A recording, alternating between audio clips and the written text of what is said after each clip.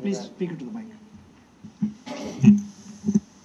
See, I don't know the way this debate is, or the narrative is moving along.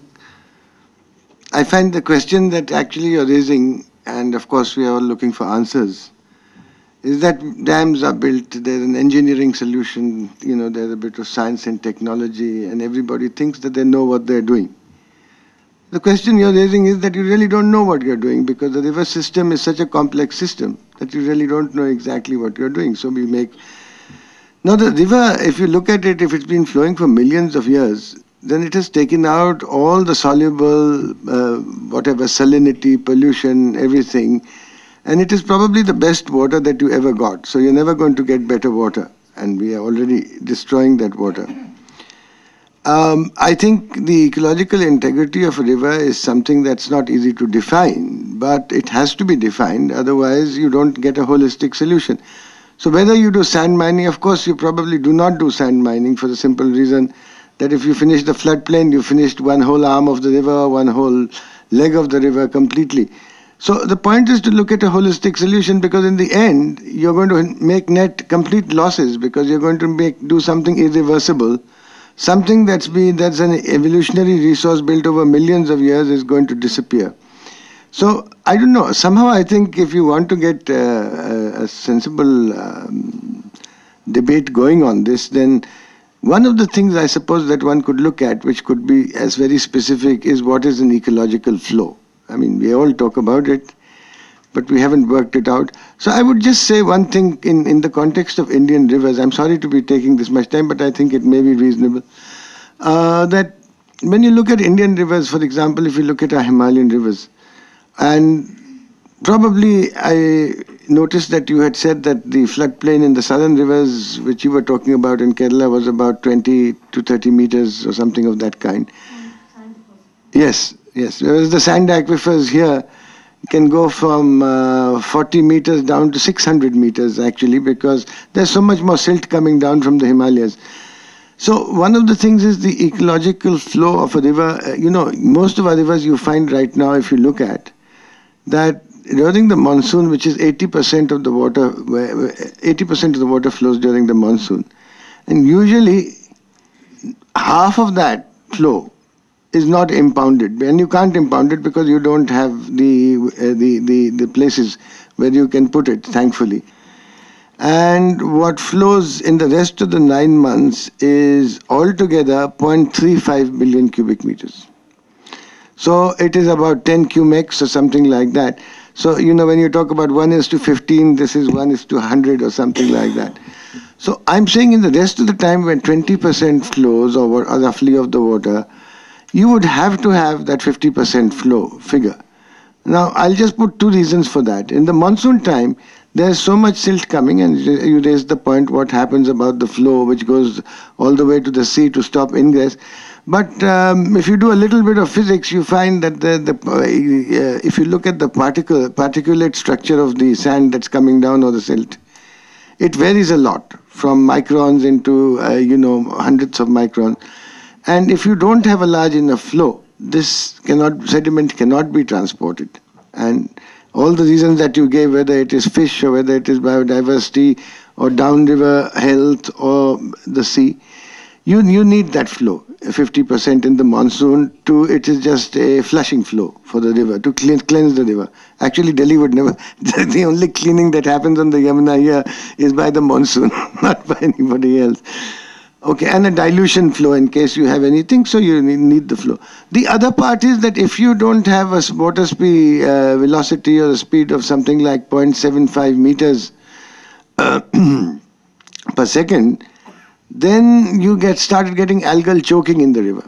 So apart from the fact that you won't have any fish, as you talked about, I think you do that. And the issue that you raised with dams also comes automatically into this, because you said that then there are vast stretches of the river nothing flows. So an ecological flow would mean that throughout the time that at least 50% of the water in a river should flow. Incidentally, the IWMI also has some kind of a database on this, but no, there's nothing conclusive. I was looking at your comment which you made in Tamil Nadu. Actually, we are in the moment in the middle of a scheme on the floodplains.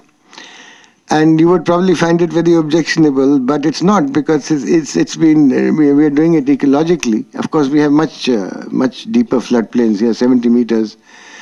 But it's a local source of water, and if you can work with it non-invasively, it can be fine. So, which means to say that if the floodplain is 70 meters, if you automatically, naturally, you have a variation of 2 meters, supposing you allowed that to be 3 meters a year in the lean season and the other one, then there would be no damage, and that's as much as you can use.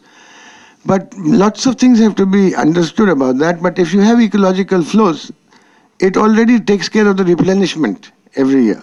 So which is probably not happening in Tamil Nadu, that's why you're saying this. As a matter of fact, I think the floodplain, actually now that the rivers are in such bad shape, I think we should look at the floodplains in a much more holistic way. Of course, with a view to preserve the river, but also at least as some kind of a source that can be used. And I think if you're using rivers, you have to use preserve and use. You can't do either use. So, I mean, there's a very simple answer to this development debate. You can't just do use. And you can't just do preservation because there are people waiting. So if you can preserve and use, and that sets the limits, then of course you get clear of this development debate. Sorry to take so much time.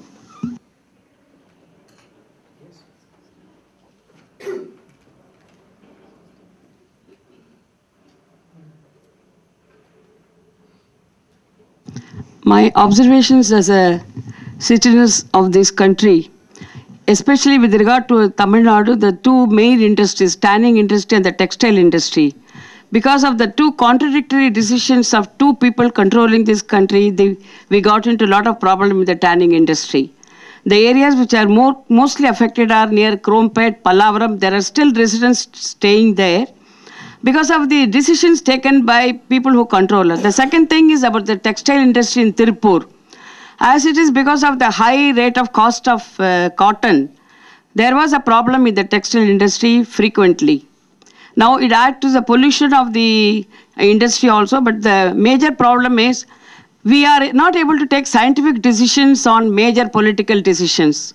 Scientists take a different decisions, the politicians take a different decisions because of where we are having a discussion today on water. So I think we have to, educate our politicians who are going to control this country forever, that they must have some scientific impact, consult the scientists also before they take a major decisions in the parliament. Because we are suffering because of lack of proper decisions at the controlling level. This is my observation. And I think our future generation will still suffer more. The children are sitting here. We are having a discussion, but they won't even have a time to have discussion in future. That is my observation. Thank you.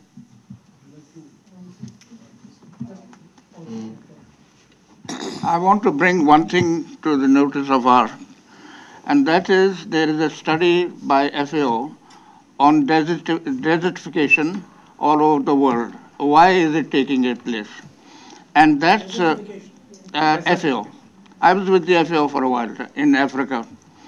And that was one of my things, how to stop desertification. Now they found that the clash of the tectonic plates changes the underground water,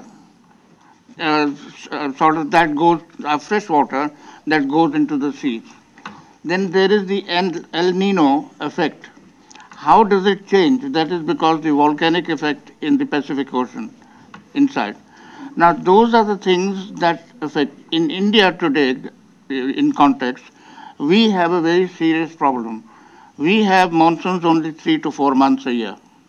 The rest of the period, it is almost dry, and then there are, because of again the tectonic plates, the Asian plate and the Gondwana plate, I think, they are clashing each other, and the Himalayas are going up, being the latest. We have in India 2 types of mountains.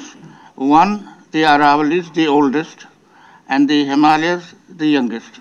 Now that process is going on, which we can't do anything about.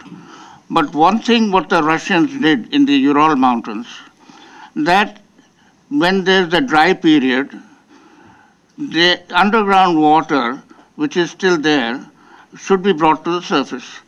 And they found by again satellite imaging, as they've done in India also, that their underground water can be, you can have underground dams by simply boring and exploding explosives, in the sense that blocks that, and then the water comes up on the surface. And the Ural mountain area to the east side has become very fertile and growing cotton and all, which at one time was absolutely arid.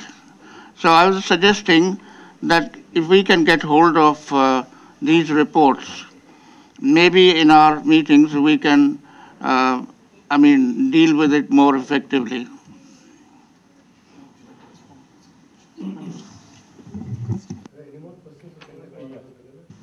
Sir, one question. One small question. See, almost half a century ago, we had a proposal to link the rivers, all rivers, and if that was made practical, almost our problem of flood and drought, it could have been reduced to a considerable extent. That proposal is still alive, or is it dead?